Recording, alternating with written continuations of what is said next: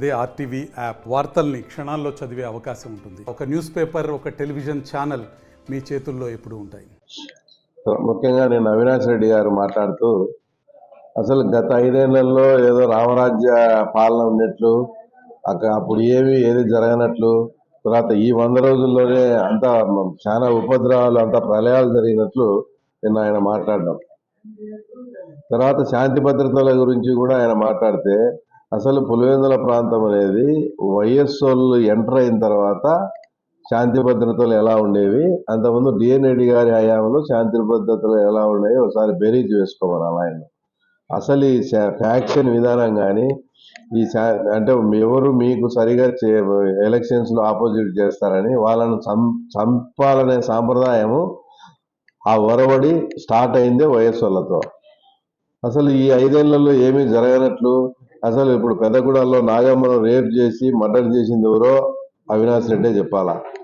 తర్వాత చంద్రబాబు నాయుడు గారు వచ్చినారని వాళ్ళ ఊర్లో అమ్మగపల్లి రూట్లో పోతాంటే టపాసులు పేల్చారని నాగరాజును మర్డర్ చేసింది అతను ఎవరు చేసినారో అవినాష్ రెడ్డే చెప్పాలా. దుద్దగుంటలో పరమేశ్వర రెడ్డి అనే అతన్ని కిరాతకంగా హత్య చేసినారు, అది ఏం జరిగిందో చెప్పాలా. అంటే ఇవన్నీ వాళ్ళ హయాంలో జరిగినట్టు కాదా, ఇప్పుడు ఏదో జరిగినాయని ఇప్పుడు ఏదో కొత్తగా ఇవన్నీ. అసలు పులివెందుల్లో ఈ భయభ్రాంతులకు గురి చేసి ఈ రకమైన దాడులు చేసి మిమ్మల్ని ఒప్పించుకొని ఇదంతా సృష్టించింది అసలు మీరు కాదా. అసలు మీరు పులివెందుల్లో ఉండే శాంతి భద్రతల గురించి వాటి గురించి మాట్లాడే నైతిక హక్కు అనేది అసలు మీకు లేనే లేదు. తర్వాత రెండో పాయింట్ వచ్చేసి అక్రమ మైనింగ్ గురించి మాట్లాడాడు.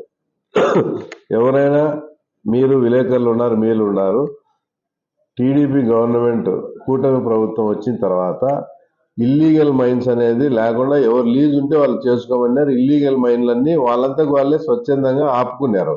ఇక్కడ అక్రమ మైనింగ్ ఎక్కడ జరగలేదు. అలాంటిది అక్రమ మైనింగ్ జరుగుతుందని ఆయన మాట్లాడడం. అసలు అక్రమ మైనింగ్ కానీ వీటి గురించి మాట్లాడాల్సి వస్తే అసలు మీ వైఎస్ఓలది దాంట్లో వ్యాపారంలో భాగస్వామిగా ఉన్నాయా నాకు ఇది తెలియలేదు. నాకు కొంచెం రౌడీజంగా ఉండేవాళ్ళు అతను కావాలా, వీళ్ళను డామినేషన్ తట్టుకోవాలంటే భాగస్వామిగా రాజారెడ్డి గారిని చేర్చుకుంటే, భాగస్వామిగా చేర్చుకునే పాపానికి ఆయన్నే హత్య చేసి ఆ మైనింగ్ సామ్రాజ్యాన్నే కైవసం చేసుకొని దాంట్లో వచ్చే విపరీతమైన డబ్బులతో రాజకీయం చేసి అసలు మీ వైఎస్ఓల రాజకీయ పునాదులే నీకు అక్రమ మైనింగ్ హత్యతో వచ్చినది కాదా.